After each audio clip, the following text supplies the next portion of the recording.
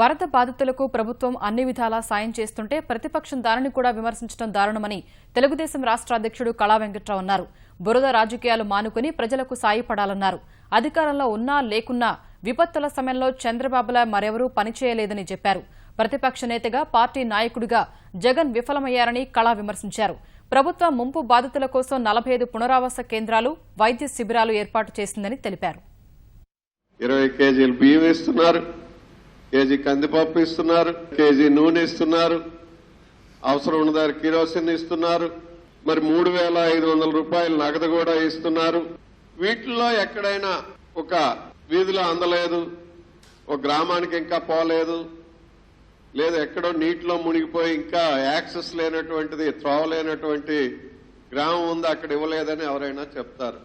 కానీ వరదలను కూడా బురద రాజకీయాలు చేసేటటువంటి వ్యక్తులు ఈ రోజున మనకు కనిపిస్తున్నారు. వారి మనసు ఎంత బురద మలినంతో కూడుకుంది అనేటటువంటిది వాళ్ళు వాడిన భాషను బట్టే మనకు అర్థమవుతుంది. ఈ రోజు కొన్ని పత్రికల్లో చూస్తే మరి వాళ్ళు మాట్లాడినటువంటి మాటలకి, వాళ్ళ పత్రికలో రాసుకున్నటువంటి విషయాల్ని తిరిగి మాలాంటి వాళ్ళ నోటితో ఆ విషయాలు చెప్పలేనటువంటి భాష, అంత దుర్మార్గమైనటువంటి ఆలోచన, అంత నీచమైనటువంటి సంస్కృతి. నీ వయసు ఎంత, నువ్వెంత? ఈ రోజు మీరు వాడినటువంటి భాష చూస్తే ప్రజాస్వామ్యంలో ఇలాంటి మనుషులు ఉన్నారా, వీళ్ళు పార్టీలు నడుపుతున్నారా అనేటటువంటి చదివిన వాళ్ళకే సందేహం కలిగేటటువంటి భాష వాడుతున్నారు.